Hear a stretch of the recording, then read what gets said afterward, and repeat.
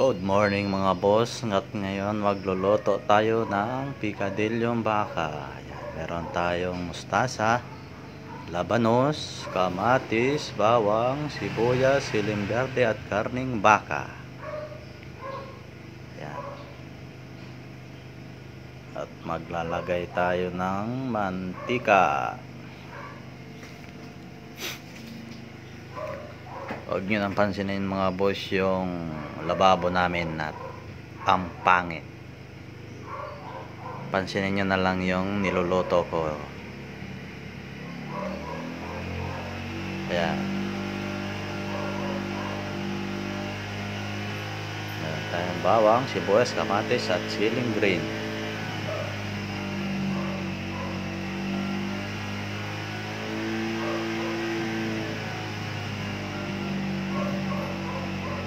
At tinula ko na yung bawang.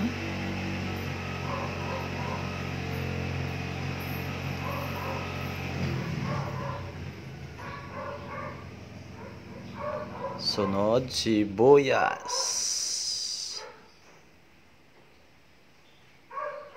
Bagal naman ito.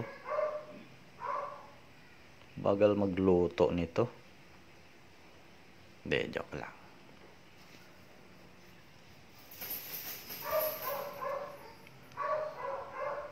Halo-halo lang ng konti.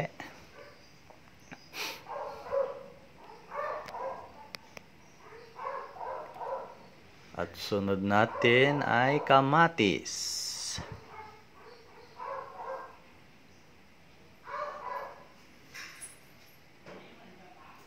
Halo ng konti, halo.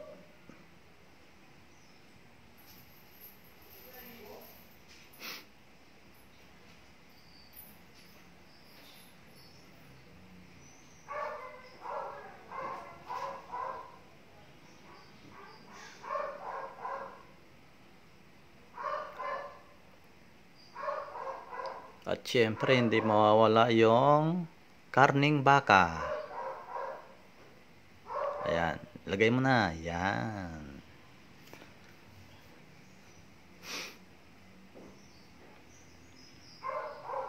Haluin mo. Ayan, halo ng konti. Halo-halo lang. Halo-halo.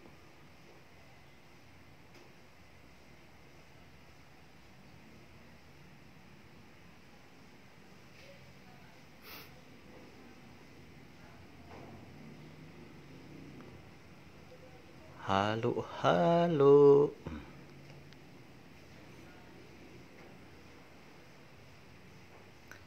Maglalagay tayo ng asin. Asin.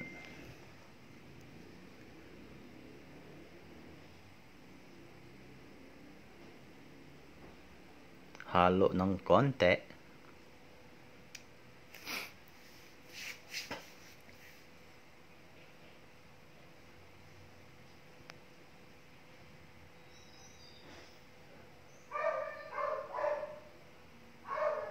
Uy, tama na yan. Grabe naman makahalo to. Takpan po natin mga boss at pakuluan natin ng 45 minutes. At ayan, medyo malambot na siya. Ilalagay na natin ang labanos. Ayan, labanos.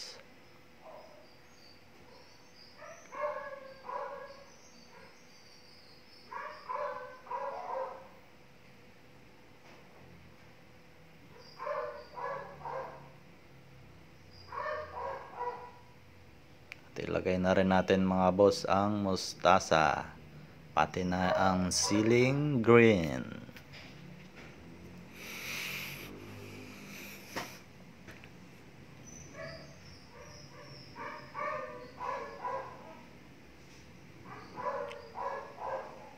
Kung mapapansin nyo mga boss, medyo natuyo na yung aking sabaw. At mag-a-add ako ng konting tubig dyan para medyo may sabaw-sabaw ng konti. Nasa inyo na rin yan. Optional naman yan. Ayan.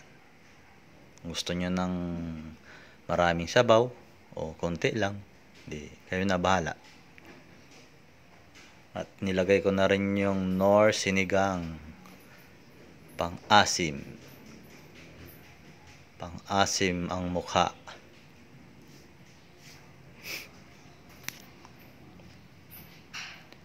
Siyempre, haluin natin para lumasa sa buong karne. Sa buong niloto pala natin.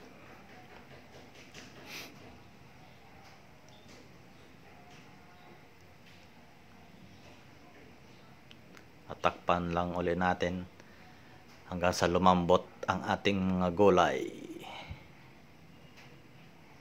At ayan na. Luto na. Siyempre, hindi natin pwedeng ditikman yan. Ano lasa? Oh.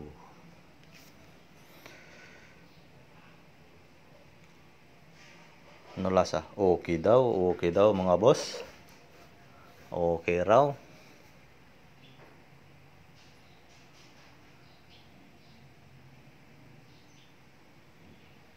Ano siya mga boss? Ayan, nagugutom na ba kayo? Ayan, luto ng ating pikadilyong baka. Salamat po sa inyong panonood. God bless po.